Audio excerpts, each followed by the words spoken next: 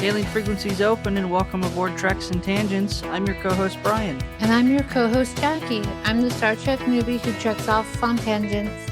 And I'm your Star Trek expert who is here to get the tangents back on track. Each episode we watch and talk about a different Star Trek episode. And this week we watched Star Trek, the original series, Season 2, Episode 10, Journey to Babel. Welcome back, everyone. Don't forget to stay tuned toward the end of the episode where we'll reveal the topic of our bonus Star Note episode, which we'll post over at our Patreon after this episode goes live. But welcome back to another episode of our podcast, another episode of Star Trek itself. Welcome to the episode with 50 different plot lines. There were a lot. I really hoped that we would have been able to see more of all the delegates, the ambassadors, because the costume people did amazing. Yeah, I don't know why they chose to do 50 different plot lines. It feels like this could have been broken up into many episodes, or maybe they had an episode and they needed to fill things out. I have no idea. Well, they needed a reason to get Spock's father on board. I want to believe that they probably started with an episode that revolved around Spock's parents, and then they didn't have enough to fulfill or spread out across an entire episode, so they had to inject all these different plot points to kind of fill it out to give it enough content for a full episode. I don't know. But before we get too far into it, why don't we quickly just revisit the Turbolift tease from last week. That's where we give Jaci the title of this week's episode, and Jaci, without any other information, tried to guess the plot of this week's episode. So, computer, what was Jaci's prediction last week? Jaci's prediction last week was, Uhura is getting special transmissions that she didn't know. They just keep popping in, and we learn that it's from a single manned vessel that is needing help getting home, and the Enterprise is going to pull them in and help him, or her, get safely home. So, Jaci, how accurate do you think your prediction was last week? I totally nailed it. I mean, because it self-destructs, so they go home. I mean, that's one way of going home. She gets all these weird symbols, so I win. Okay, so totally nailed it. Not so much. Definitely Uhura getting the strange signals, the single-man vessel.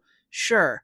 I will just say that when the episode gives you 5 different plot points, it's easy to guess one of them, I guess. I only had Journey to Babel to go with, so I get to see at least. True. But Babel, at least in this case, was its own actual place and not some weird... It was a code name. Not some weird forced metaphor about some biblical reference. But anyway, Jaci, why don't you get us back on track and give us your initial impressions to the episode this week? I mean, I really liked it. I thought the costuming was fabulous. I see that they brought back the weird medals and designs on the uniforms that they had on Mirror Mirror, but it was just more in a complete, like, actual design.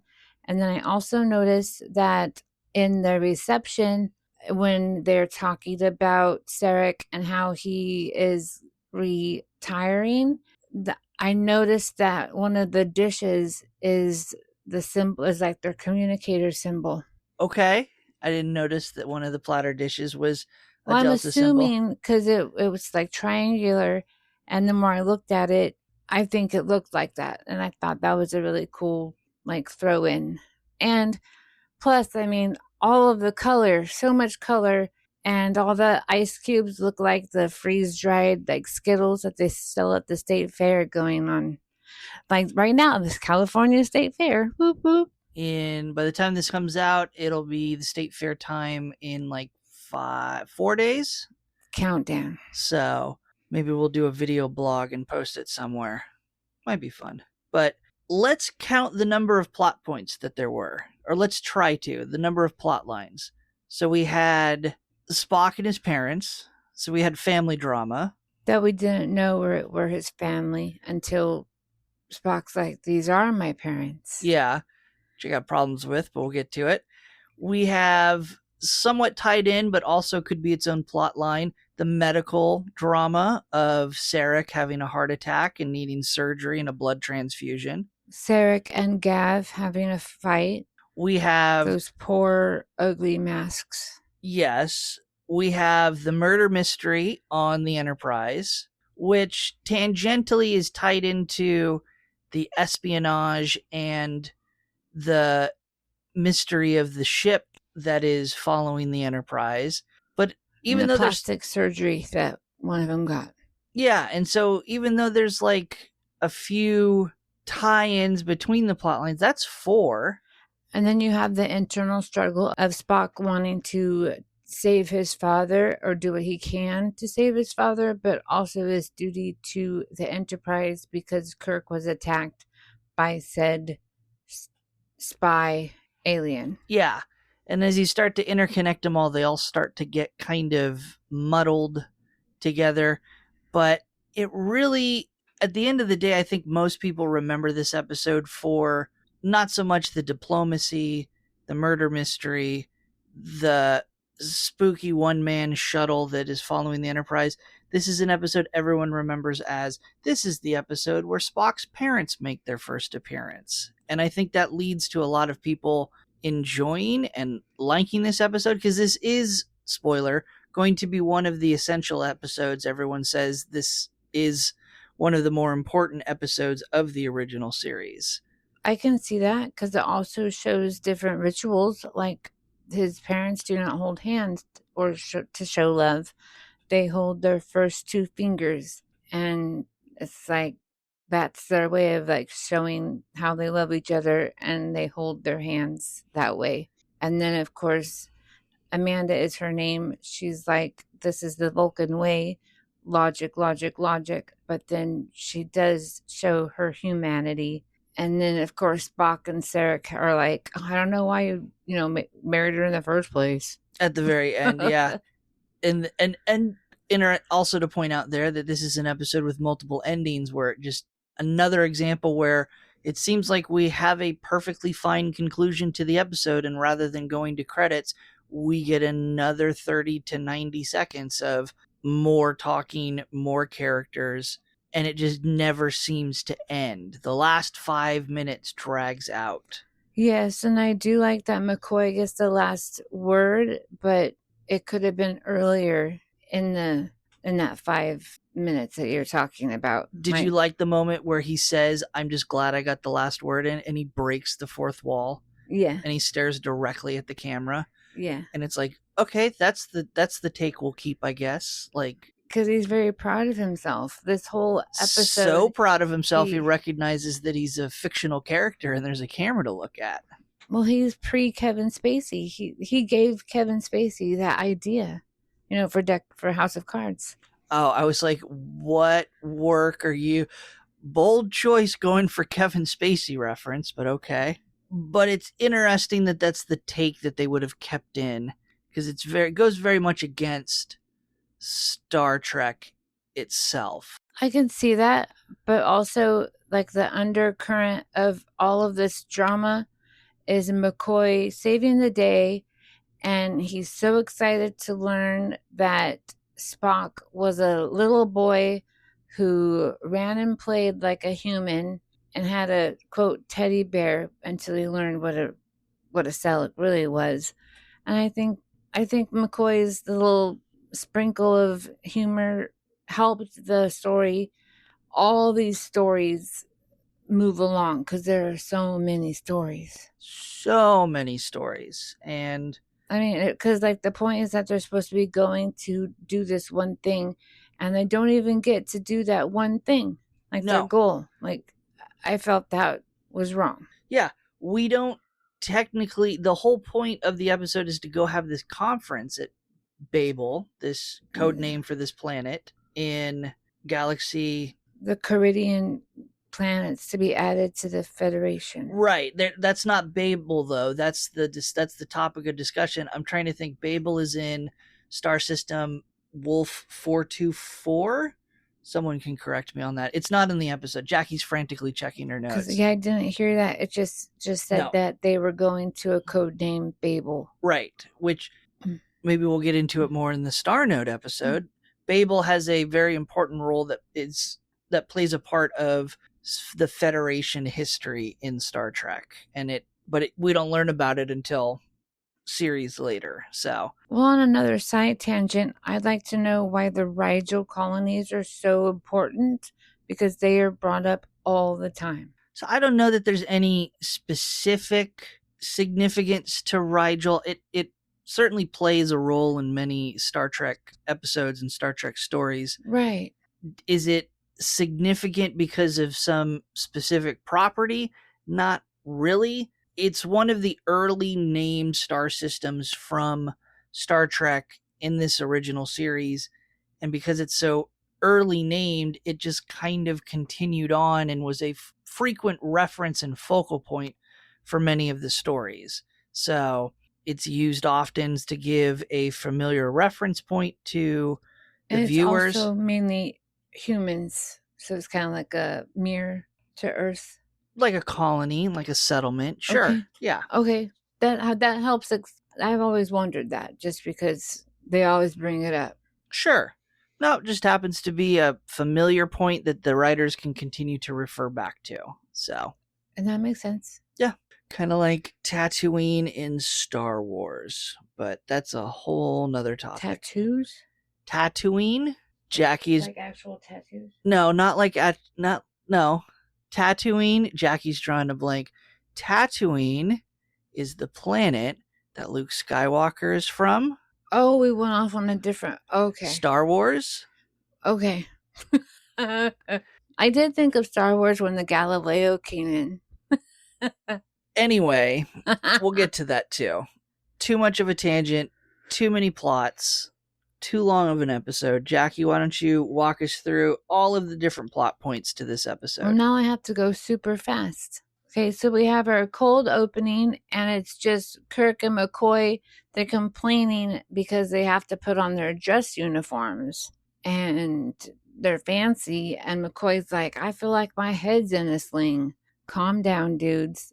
And the last of the ambassadors to come onto the Enterprise are from Vulcan.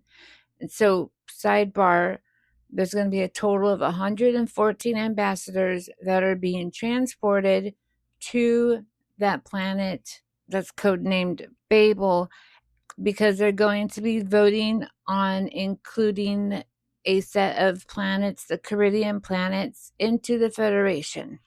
Caridian is just one planet, but yes. Oh, yes.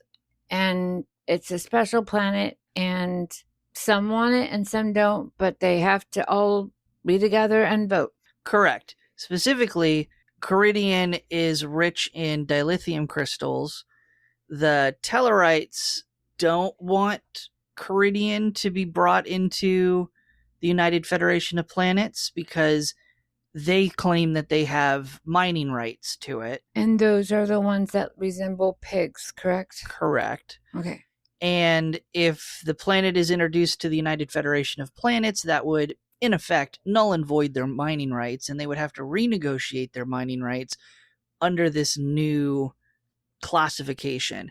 The Andorians, and I think several others, want Caridian to be brought into the Federation because they view the Tellarites' mining rights as illegitimate or cover for a wider illegal mining operation to gain better profit. Right. The planet is, they don't have enough population to be able to stay protected. So being a part of the Federation, they will be protected, thus making their crystals safe, and everyone could share and not steal them. And that the inhabitants of Caridian would not be taken advantage of because they don't have the power or the reach to prevent being taken advantage of themselves.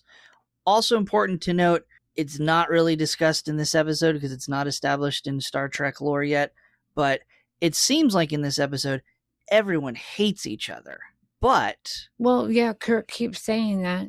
The founding members of the Federation are the humans, the Vulcans, the Andorians, and the Tellarites. So they all are technically allies under the Federation. Never mind the fact that the icon and symbol for the Federation of Planets has those 3 bright stars. No one wants to talk about where that 4th star for the Tellarites went. Oh, interesting. And the Andorians, they look like how we think aliens would look like nowadays. I found it really interesting. Yes, blue skin, antennas. Yeah.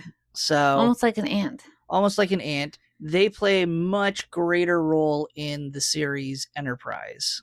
Okay. Good to know. In any case, back on track. Sorry about that. And so, like I said, the last to arrive are the Vulcans. And so we have the ambassador Sarek and his wife Amanda. And they walk on, and McCoy's like, how do I do the Vulcan salute? And he's trying to like spread his fingers because Spock's like, easy, here you go. And he's like, this hurts more than putting on my uniform. I thought that was cute. All right, so Ambassador Sarek and his wife get off the Galileo and come into view. And I also wanted to add that this episode has the most intriguing and interesting music. Like each race has its own melody, and especially Sarek, who has like this deep, mysterious double bass vibe going on, and even Amanda at times. Yeah.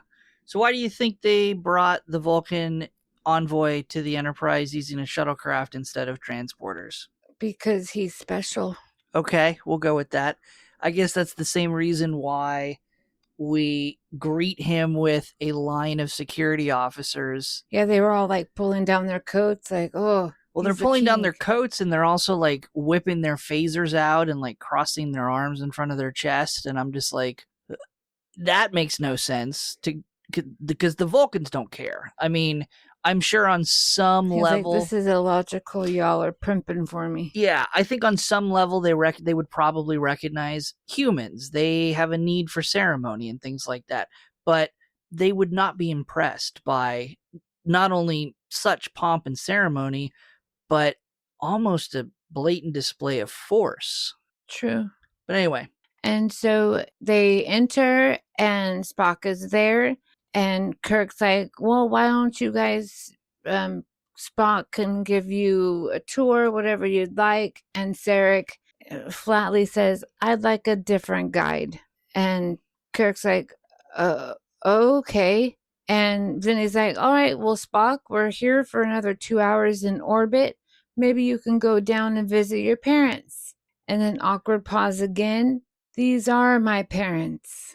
Yeah. Oops. Well, and super awkward pause for the viewer as well, because Spock's parents would be part of his personnel record, especially because Sarek is such a prominent representative of the Vulcan people. I mean, he wears tapestry as his uniform. So why is Kirk not having this knowledge prepared going into the meeting?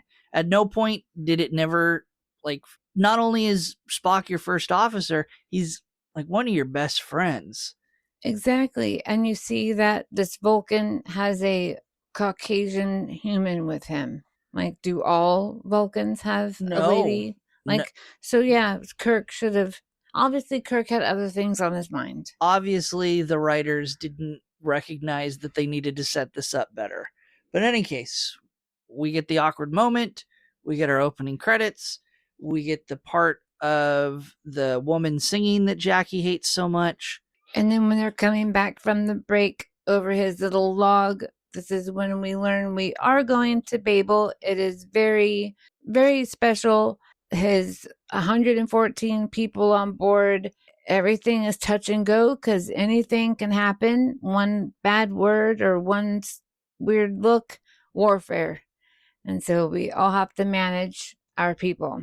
And so Kirk, meanwhile, is giving a tour of like the computer area to Sarek and Amanda, and then Spock is just like lagging behind, and then Kirk's like trying to incorporate him in the discussion, saying, oh, Spock, why don't you tell them all about our systems? And then Sarek's like, I taught him about computers when he was 4. Duh. And so Spock's like, I think I'll go elsewhere. Yeah, I think I'll just find something else to occupy my time. And then Spock goes away, but Amanda does have a chance to speak with him, saying, "You've been around humans so much, you'd think you learn how to smile."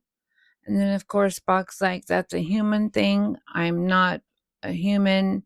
And she's like, "But you are part of it." And they have this little chatter.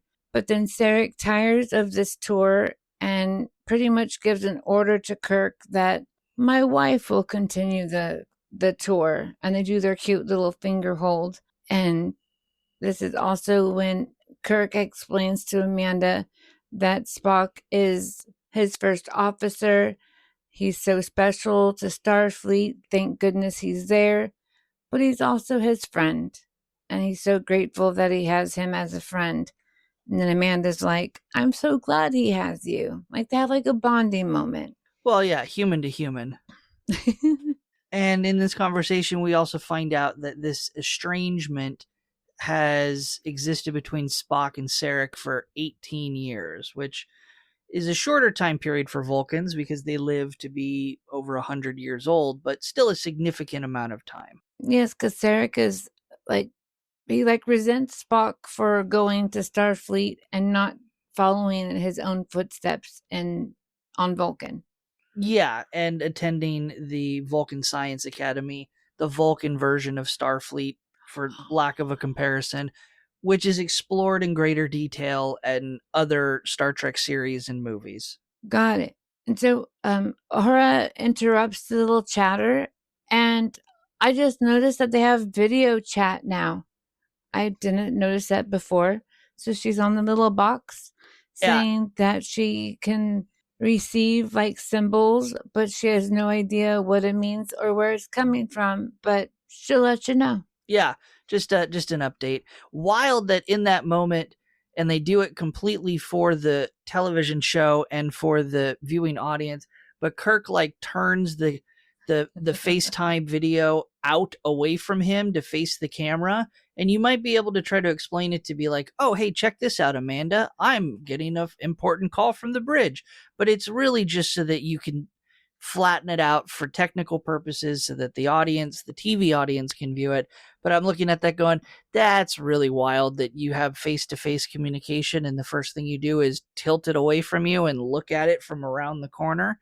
Awkward. All right, so now we're at the reception, which is absolutely beautiful and color galore. And well, everyone is dressed to the nines. Every time we see Amanda, Spock's mother, she is just, it's just gorgeous. Like she has this green dress with pink feathers, like along like the sleeves. It's just beautiful. She has a fabulous style, like, you know, and it's age appropriate, if that makes sense. Sure. Like not too, and for an ambassador's wife, you know, she has to look fancy she's Jaci O of the Vulcans. Well, it could also be the fact that the actress who plays Amanda is Jane Wyatt, who at the time, had a very distinguished acting career as an actress. She definitely was a headliner to have on Star Trek at that time. Oh. So they very much were playing that up, I believe. Also, I think being respectful. Here you have a serious actress. And again, sci-fi, not the same thing in the 60s as it is now. It's kind of more of a niche thing back in the 60s. And they're inviting her on. So I think they're trying to make her feel comfortable. So it would be seen like this is below her? Not so much below her, but we're not going to take anything away from your acting career. You're not going to sacrifice or belittle yourself by taking this unserious role, or we don't want you to perceive this as something that is not befitting your standards as an actress. Oh, got it. And that would also explain the tapestry on Sarek's uniform, because they make him look super upstanding also compared to like Ambassador Gav, who looks like he's in a astronaut suit. Yeah, pretty much. With a really bad mask. Very terrible mask. I mean, at parts you can see the actor's face behind those prosthetics. They tried. But in any case, we get the reception. There's some back and forth, and it all kind of, the pivotal point to the reception is that Tellarite ambassador Gav confronting Sarek in a very abrupt manner as to how he's going to vote on the Corridon admission.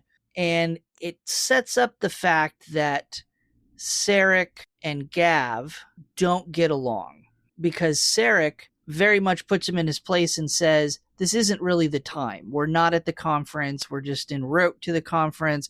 This is supposed to be a reception and a gathering amongst friends.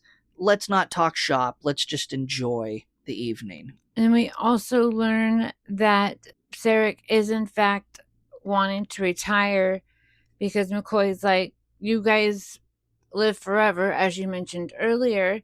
102 is young.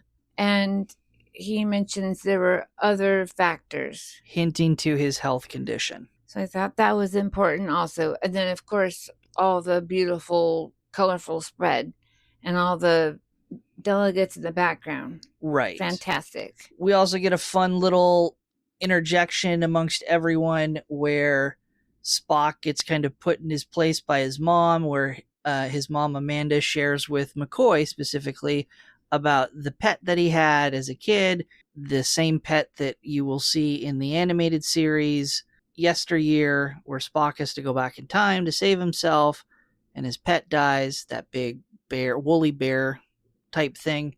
And in any case, Amanda refers to it as a fat teddy bear, which McCoy is absolutely delighted to hear. And Spock has to rebuke it, saying, you know, the teddy bears on Vulcan are alive and have 6-inch long fangs. And that wiped the smile off of McCoy's face. Right. And then Chekhov sadly has to interrupt the festivities. There's an unidentified ship following them, and it's just outside phaser range and like the super far away from the sensors. So it kind of like knows what it's doing. And they need Kirk to tell him what's happened, like what to do. And Uhura cannot contact them. And then Spock does say Enterprise is the only one that's supposed to be in this quadrant. So this ship that's following us or behind us, there's no record of it. Yes, which now introduces the plot point of the unidentified ship. So we've gone from family drama to Star Trek political drama to mysterious ship intrigue. And then meanwhile, we're in Sarek and Amanda's quarters because they've retired for the evening. And he is chastising Amanda that she embarrassed Spock in front of his friends. And like, why would you do that? And then Amanda, she kind of is like, just admit that you're proud of your son. Like, yes, pride is a human emotion, but you can still admit that he is doing well. And then Sarek does say he's an officer, so he demands respect. Like, it's like code word for, yeah, I'm proud of my boy. Yeah, like, I don't really want to admit it, but yeah, I am. So I think for whatever goes on between Sarek and Spock and the parents and what the writers intended, I think this episode does start to cement that relationship between Sarek and Amanda for the Star Trek mythos, that Sarek becomes and evolves into a more unique Vulcan because of his marriage to Amanda, a human. And I think that leads to him having his successful career as an ambassador, not just to the humans, but throughout Vulcan history when he acts. But like he has like an inside source, outside source. Sure. But we jump back quickly to the unidentified ship plot point, and it kind of zooms by at warp 10. None of these speeds make sense still in Star Trek. Don't worry about it. It does a flyby of the Enterprise and disappears. It doesn't do anything. And Sarek decides to go back to the reception, and we see him take what looks like a pill, medication, but it could just be a Tic Tac. We don't know. And Ambassador Gav approaches him again, demanding to know how he'll vote. And Sarek's like, fine. I think the planets should be admitted to the Federation. They need the protection. The dilithium crystals are wealthy, and some people are taking advantage of them. Basically, the Tellarites are mining the crystals through unscrupulous methods and making a huge profit by selling them to everyone, whereas Sarek believes if the planet comes under the Federation protection, now everyone has equal opportunity to mine the crystals, equally profit, and the Tellarites still would be to their advantage. They're not going to be left out in the cold, but they ain't going to be making the money hand over fist like they were. So they have a huge, no, I wouldn't call it huge, but it's kind of a blow up.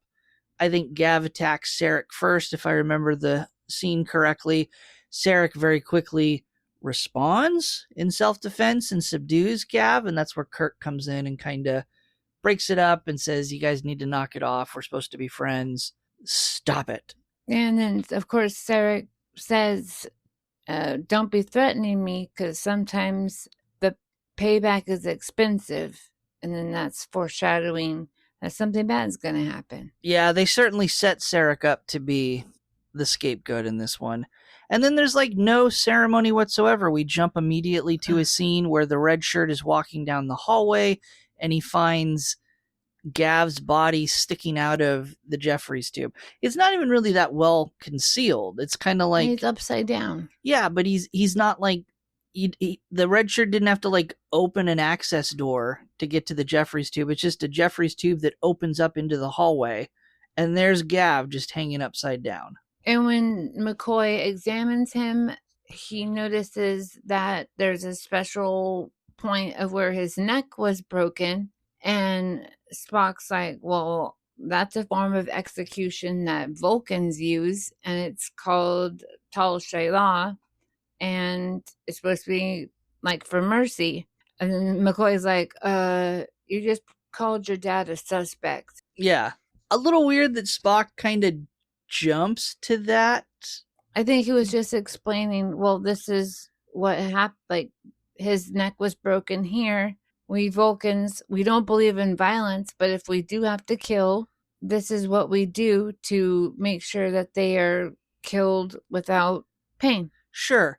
But wouldn't it also make sense, because it's not like, I didn't get the impression that the spot that Gav's neck was broken was like any kind of unique thing. It was just someone had unique knowledge or intimate knowledge of their physiology and knew where to break the guy's neck the most efficiently. And then Spock jumps to the conclusion, is like, ooh, pick me. The Vulcans like to snap necks with extreme precision. Okay. And it's like, Spock, anyone could have done it, dude. It didn't need to be a Vulcan, but whatever. And of course, Sarek isn't there, and he's back in his quarters, so they all go marching in. No knocking. Kirk, McCoy, and Spock, and Sarek isn't there either, just Amanda, and she's explaining that he is meditating in private, which is very special and like a ritual, we learn. We've seen that in Vulcan culture before. And then when he returns, he is told that Gav was murdered, and he doesn't like respond. He just collapses. And then, of course, McCoy has to figure out what is wrong with Sarek. And we learn like way earlier that McCoy is intrigued by the Vulcan body and he wants to learn more. And oh, guess what? You get to learn more about the Vulcan body, because it seems to be his heart is the issue. Right. Again, still hard for me to believe that with all the time that Vulcans and humans have coexisted and cooperated with each other for mutual understanding and respect, at no point did the Vulcan High Command send over medical records to Starfleet to train Starfleet on the physiology of Vulcans. Well, McCoy says he has all that, but there's a difference in knowing versus doing. Well, and he's worried about doing and harming. okay, fine, but he also makes comments like during the surgery when Nurse Chapel reads off the blood pressure. I hope those are right. And he goes, well, I have no idea if those are right. I'm like, medical records would tell you, dude, what their blood pressure should be. Your instruments could be calibrated to do that. This is the future. Make it work. So now we're back on the bridge. Jumping back to the alien ship. Yes, we've been away from the bridge this whole time, but now we're back. And Spock is like working as if he doesn't know anything about his dad, and he won't like address the elephant with Kirk. And he's just telling all that he knows about the alien ship and that its hull is very dense. So getting through it will be hard. Right. And they rule out that it's not the Romulans, it's not the Klingons, it's not the two bad guys in the area. It's not the two bullies of the neighborhood. It's not the usual suspects. But that's it. That's all we get on the alien ship, and jump back to the sickbay. Let's talk about the medical mystery once again. So, yes, McCoy has determined that Sarek's heart has a major defect, and he has what he would call a heart attack. And then Sarek's like, I've had a total of 4. And they're like, what? And he has to explain all these times that he's had these episodes. And they're all like, why didn't you say anything? Because I'm a man, and I'm going to tough it out. So Spock and Sarek are like discussing the procedure and what they need to do because, Spock's like, I know all these things, so I'll fix you. And McCoy will actually do the doing. Yeah. But at the end of the day, it's a major surgery. It involves his heart, which means he's going to need blood transfusions throughout the surgery. And they don't have enough blood on the Enterprise to do it. Especially green Vulcan one. Correct. And turns out Sarek's blood is a special type of blood. T negative. T negative. And especially, we don't have enough of that blood type on the Enterprise, but sure enough, Spock's blood type is the same blood type. Let me ask a question here. Why at no point did we just divert to somewhere to drop Sarek off to get the surgery that he needs? Because he's a very private man and doesn't want anyone to know. It doesn't matter. He is literally a figurehead in Vulcan society. Everyone knows who Sarek is. Even at this stage of Star Trek lore, everyone knows and respects Sarek. At no point, I think, would anyone object if Kirk says, we need to divert from our course and go a little detour somewhere to drop Sarek off so that he can get the medical attention that he needs and then continue on to the conference. But could that open up Vulcan for like war, airstrikes, whatever? Why? War? I don't know, because he's a weak leader. No, and he's not the leader. He's just an ambassador. He's just a representative from Vulcan. They could have easily diverted to a different starbase. They could have easily diverted to another Vulcan starbase or star station. They could have hailed any number of Vulcan ships and said, "Get your butts over here. One of your guys needs help." And bring your blood. But they don't do any of that. Why? They like doing things the hard way. That they do. They don't even stick his butt on a shuttlecraft and be like, good luck. And when you crash land on some planet later, that's next week's episode. Like we've seen so many times. With Harry Mudd. You're going to crash, and it's going to be Sarek having a heart attack in the corner, and Harry Mudd going, look at my new sex robots, everyone. Oh my goodness. That would be an interesting episode. Yeah, let's write that fan fiction. Anyway. So McCoy has been also arguing with Spock because Spock wants to do this experimental drug treatment that's been successful on Rigel. And McCoy's like, it's experimental. It's hard on the spleen. I don't want to do it. Your dad could die. So fun fact, the Vulcans have spleens. Yeah, I didn't know that. And then he just like continues going on. And then Spock's like, then fine, I will be a direct blood donor. Yeah, I will do this experimental thing. That will increase my blood production so that I will have enough blood to stay alive and donate to my dad during the procedure. What do you think about that, Kirk? Oh, that's right. Kirk's not in sickbay. Kirk's getting his ass kicked in the hallway. Let's jump quickly over to the next plot line for the episode. That really surprised me because we went from kumbaya to like a fight, and the Andorians' costume was getting in the way. You can totally see the actors being like, WTF. Yeah, the Andorian costumes at this point in Star Trek history look like cosplayers from the Ren Fair. And so for some reason, Kirk and he are fighting, and then Kirk is stabbed in the back, but is able to contact Spock on the bridge and asks for assistance before passing out. Yeah. And he subdues the Andorian. The Andorian is named Thelev.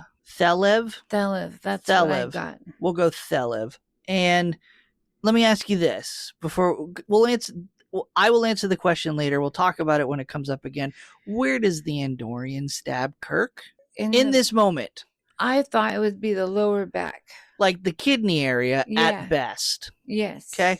Okay. Because that's where his hand comes from when he's like, "Oh, dang it, I got blood on me." That's literally where you see the stab motion happen. Mm-hmm. That's where you see Kirk reach behind and come bring his hand back from behind his lower back covered in blood. Just pointing that out for a minute. So hold that thought. Yeah, hold that thought. Let's do the TV commercial break and let's come back and let's get our butts back into sickbay. Yes, and we are now looking at poor Kirk, and his chest is wrapped in glittery white wrapping. I love how it's so sparkly. And McCoy's like, dang, 1 centimeter higher and he would have gotten you in the heart. That's not what he says. McCoy says 1 centimeter lower and it would have gone through your lung. Well, I got my anatomy wrong. I thought so did the TV writers. I thought he got him in the lung and almost got him in the heart. That's what I heard. Well, that's why his chest is wrapped, because they're trying to say that he stabbed him in the shoulder,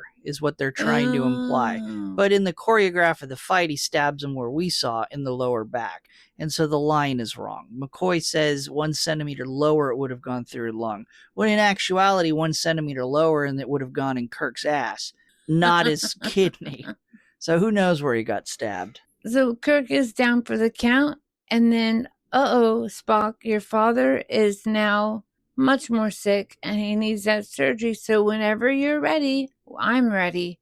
And then Spock's like, sorry, dude, I have to run the Enterprise now. So I'll be at the brig questioning the Andorian. And no one understands this decision. Everyone is literally looking at Spock going, throughout the whole episode, his mom, McCoy. Yeah.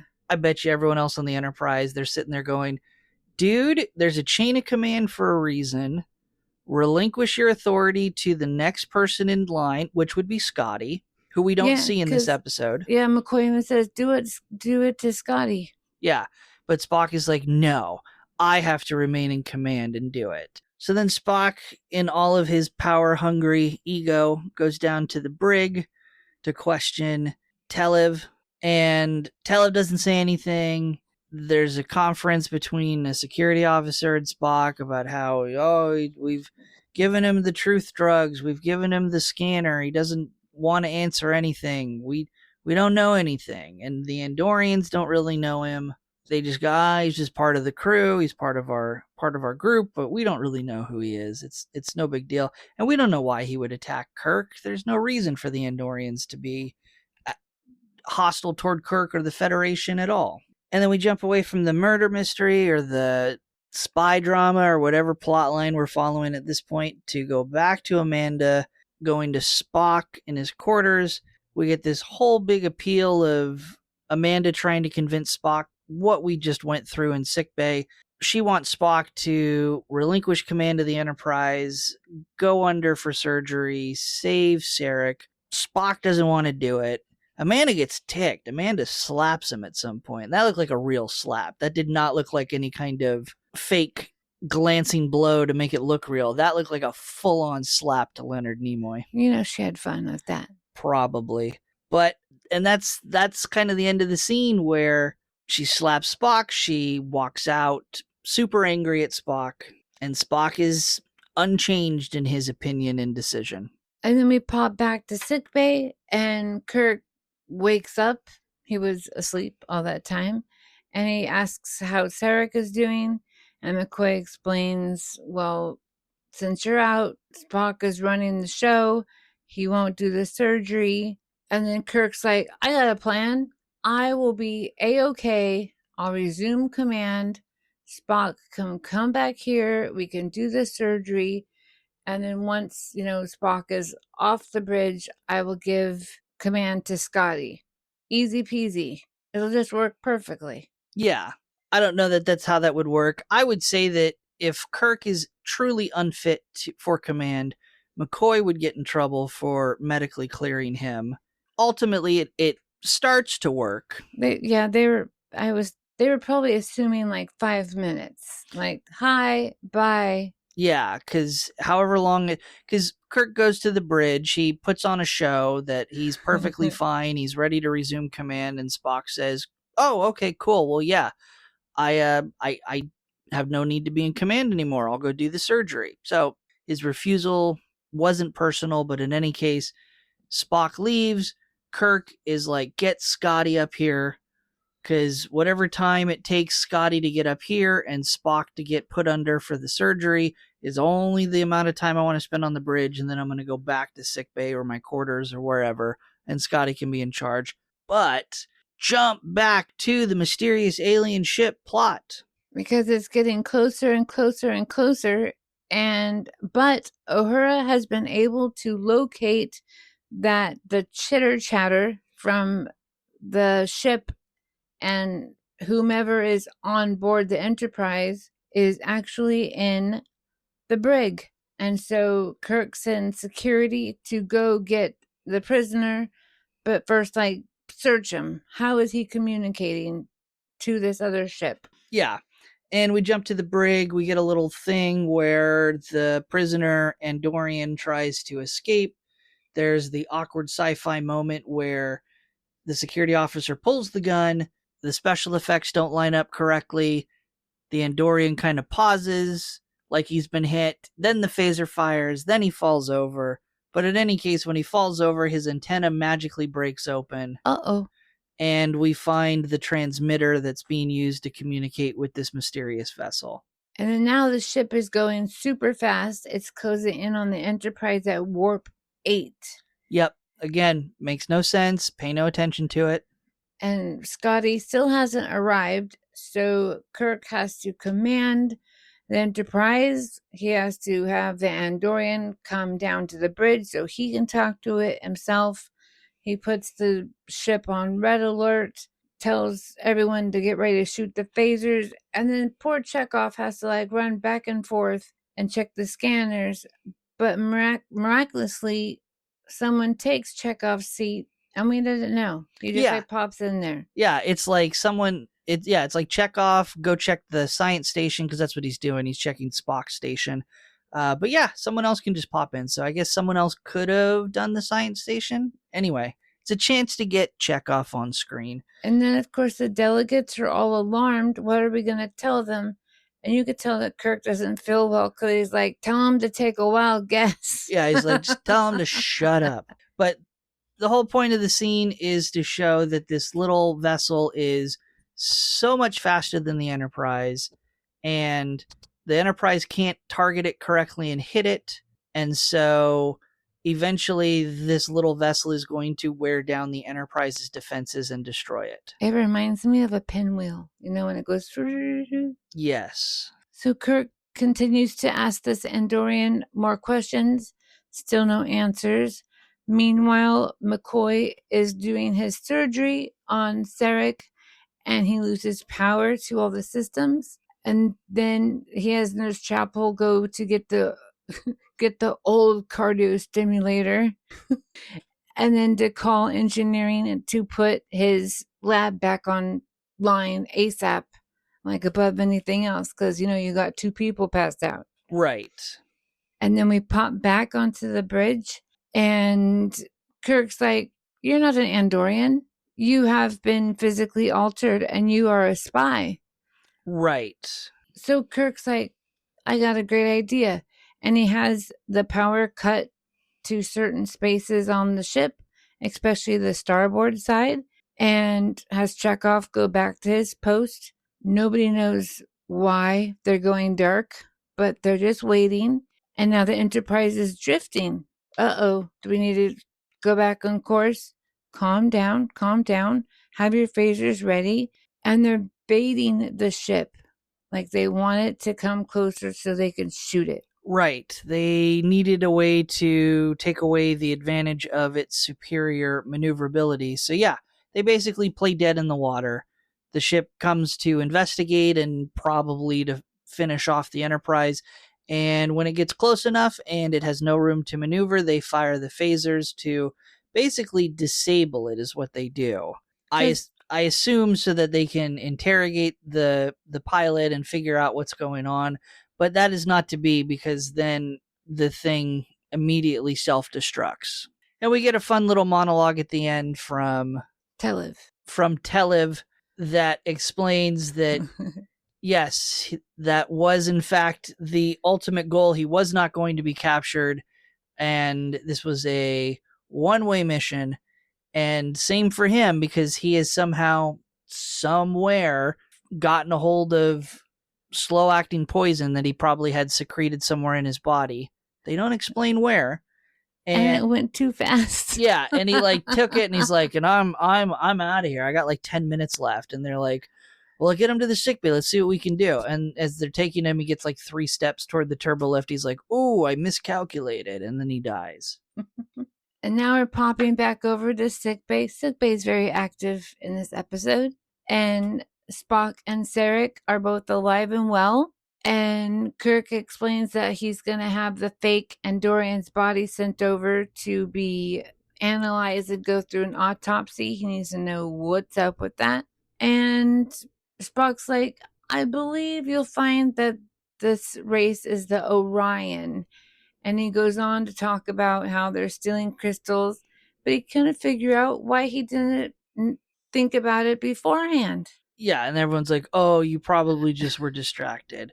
So who are the Orions, Jaci? Let's see if Jaci remembers this.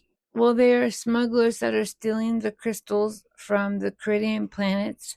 And by smuggling them, they're creating war from the other planet. Yeah. The other races who are wanting to utilize the planets. But who are they? Do you remember seeing any of them in previous episodes? We're setting Jaci up. I don't know. They better be cute. The Cage. Oh, they're them? Remember when they do the illusion and there's she transforms herself to the green skin dancing girl? Oh. Those are the Orions. Oh my. So. Yeah, they did. They had to do a lot of plastic surgery. Yeah, they really had to cover up a lot of stuff. Well, then Amanda is now, of course, happy that her boys are alive and well. And she's like, Sarek, maybe you should thank Spock for, saving your life. And Sarek's like, why should I have to thank someone for doing what is logical? And then she starts freaking out. Logic, all about logic. And then Spock and Sarek have the nerve to talk about she's always been emotional. And Spock's like, why did you even marry her in the first place? Yeah. And Sarek's like, well, at the time it was logical. And it's like, oh my gosh. Yeah. And this would have been the perfect second moment to end. The first would have been the telling of Spock, oh, you probably were distracted with other things. But we don't end. We still have, I think, Jackie's favorite part of the episode. Yes, because then now McCoy is like, Kirk, get to bed. And then Spock and Sarek are talking. And McCoy is just shushing everybody like they're little kids. And finally, they're all quiet. And he's like, ha, I got the last word. And there's this giant happy grin, almost as big as the teddy bear. Yes. And roll credits. So, Jaci, what are your final thoughts now that we've walked through it, about season 2, episode 10, Journey to Babel? I really don't like these titles. I wish the titles would be more about the episodes because they don't help me. Okay. But I really like the episode. All right. Well, ultimately, it's an okay episode for me. Yes, it introduces Spock's parents, Sarek and Amanda. It gives us that glimpse into the Vulcan future. Sometimes I feel like when you watch the original series can sometimes feel like it's just not necessarily Star Trek and about the Enterprise, but it's a sci-fi show about Spock. Because there are some times where Spock becomes the focus of plots and episodes, and to a point where he overshadows the series at times. I can understand that, but I also have questions because when we saw him during the whole mating ritual aspect, that was super primal, and this with his parents popping onto the Enterprise was like a estranged family drama. Like, where's the Vulcan mean? Like, I don't know. Sure. Let's also talk about let's imagine Sarek and Amanda's first mating ritual, and Sarek tossing Amanda around like a rag doll. No, let's not talk about that. Let's not think about that. We'll keep this kid friendly just a little bit. As we mentioned at the top of the episode, don't forget to pop over to our Patreon, patreon.com/Treks and Tangents. That's where we'll post our Star Note bonus episode, a little free bonus episode where we'll dive deeper into a topic about the episode, or 2 or 3, or pretty much whatever we want. It just kind of lets us have an opportunity to rant and rave for about 15 minutes on any subject we want from the episode. Again, free for everyone who wants to pop over and follow our Patreon. This week's episode topic is going to be, was Spock choosing duty over family or hiding behind duty? Really? Jaci doesn't get to choose the Star Note episodes most of the time, so Jaci has to think, which is part of the draw for the Star Note. But in any case, don't forget to check that out over on our Patreon. Now to wrap up our final thoughts, Jaci, what's going to be your favorite quote from the episode? Ironically, I picked, perhaps you should forget logic and devote yourself to motivations of passion or gain. Those are reasons for murder.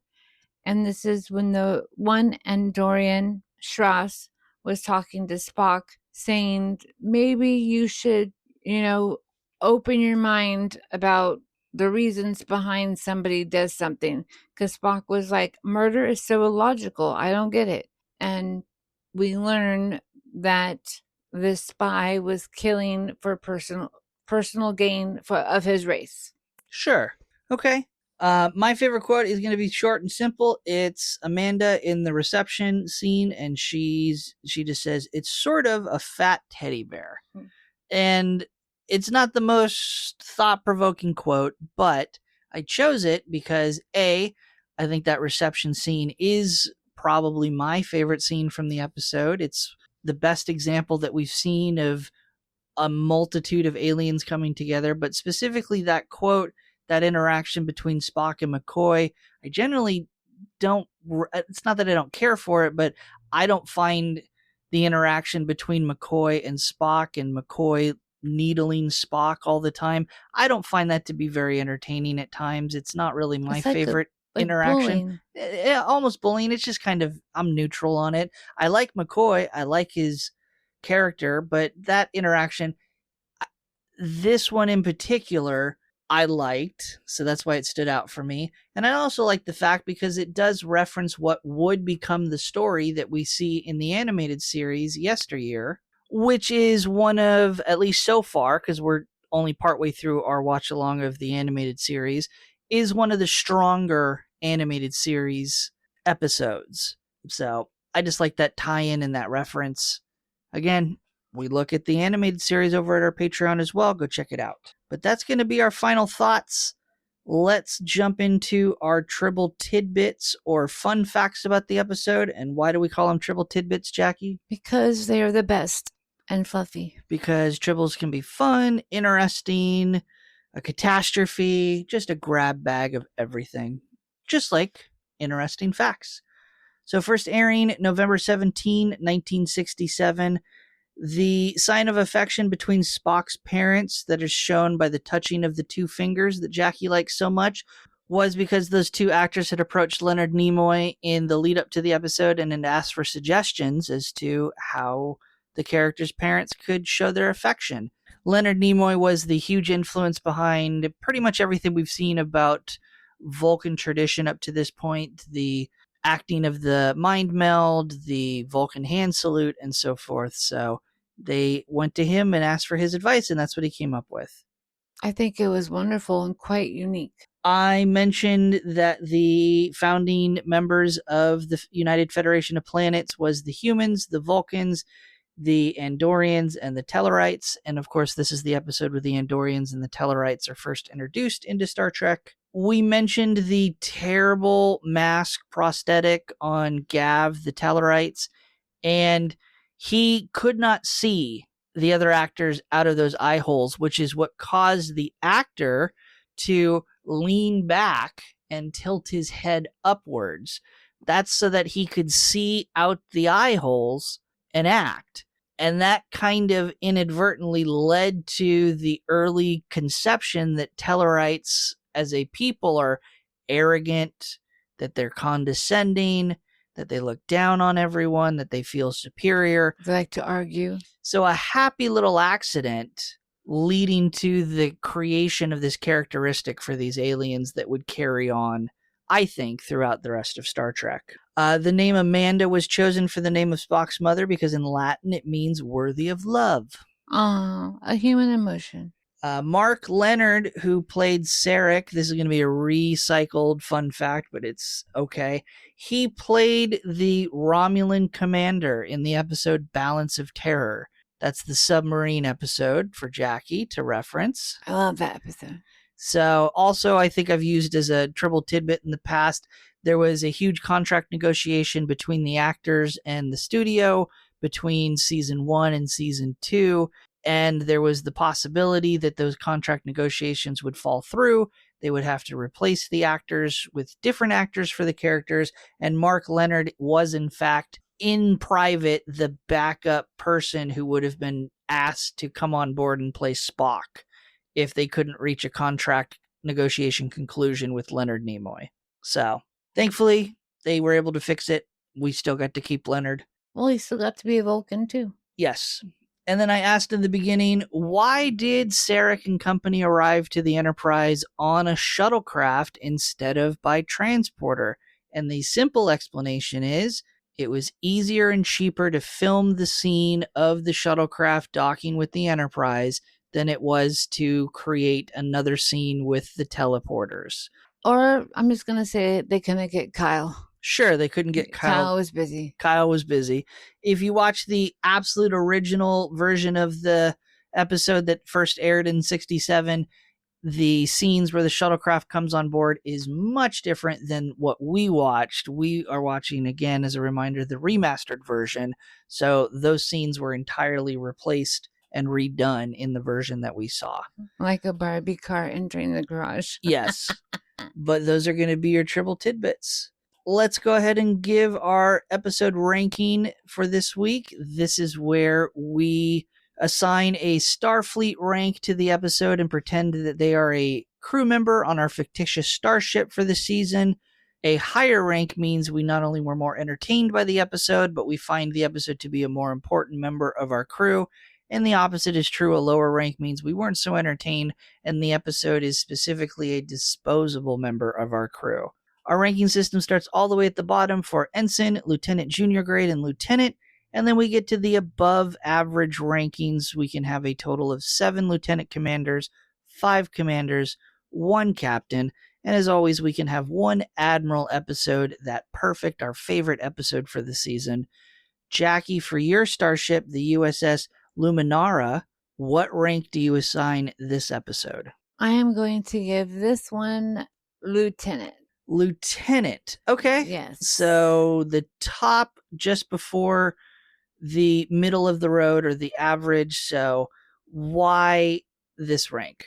Interesting enough, before you give your reasoning, this is the same rank that you assigned the other major Vulcan episode of the season, Amok Time. I'm keeping them together. No, I feel like I just would have liked more interaction with Spock and his family and not have to worry about all this other stuff. I mean, the point that we learned at the very beginning was that they're going to a council meeting to vote, and we never get there. I think that's my biggest argument. Okay. All right. Well, I agree with you in the sense that this episode really has so much going on that you're right. It feels like a lot of these plot points go unresolved.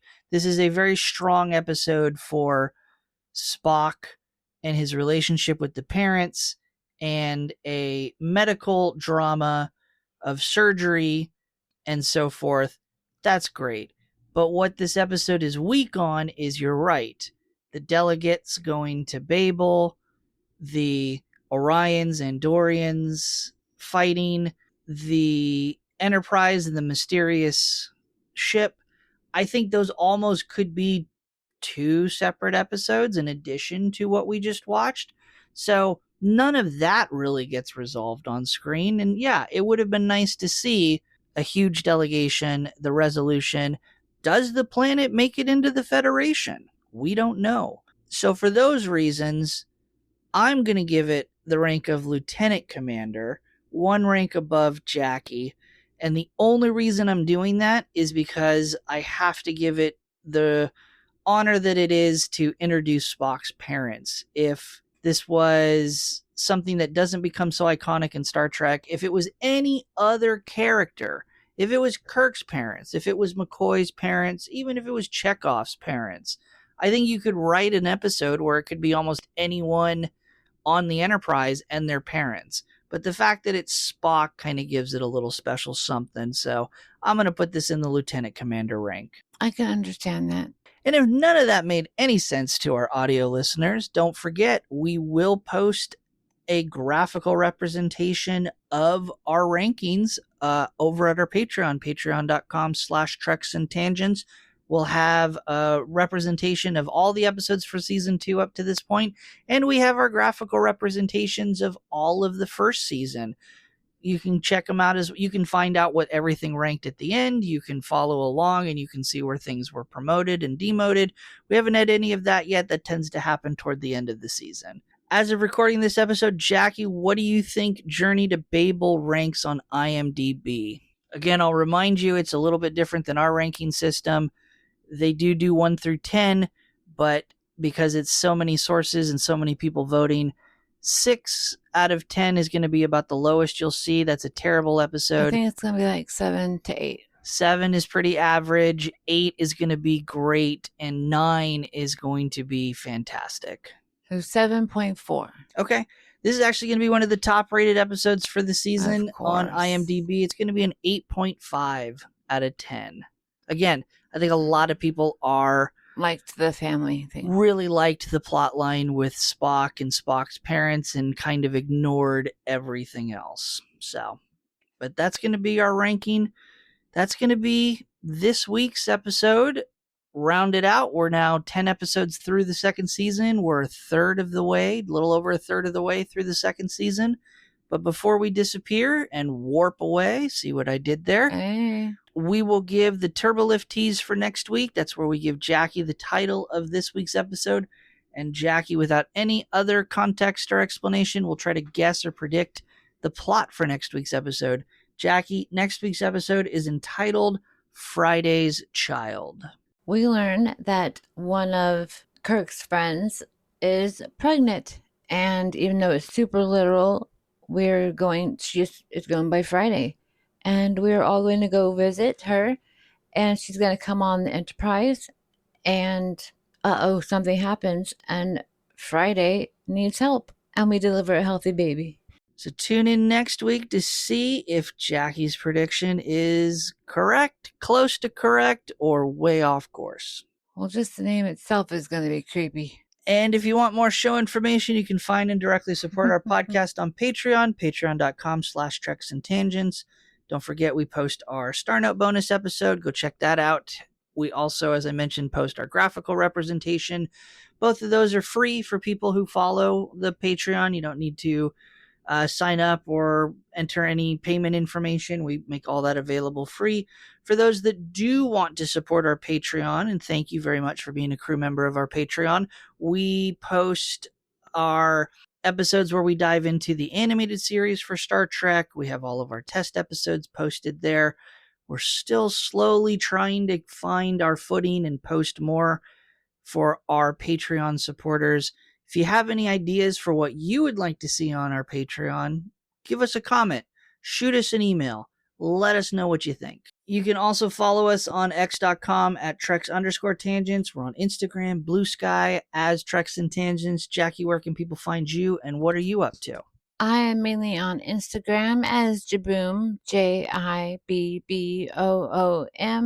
I'm doing pretty great after my hip replacement.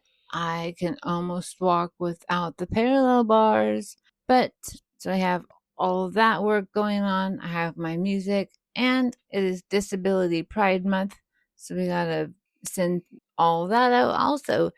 And eventually, I'll be back in my Whatnot store at Glitterbow Boutique. All right. You can watch me stream a variety of video games when I have time over at twitch.tv/PiratePoundTown. On YouTube, I've got a whole slew of backlog videos and other random content at Pirate Pound Town. Also on YouTube, I have a couple hobby and coin collecting videos over on my secondary channel, Pirate Treasure Hunting. I also post socially on Blue Sky at Pirate Pound Town, and just random things over on Instagram as Pineapple Cannibal. Links to all social media mentioned can be found in the episode description. Thank you everyone for tuning in to this week's episode. We hope you had fun like we did, and we'll see you all next week. And even Vulcans display affection End transmission.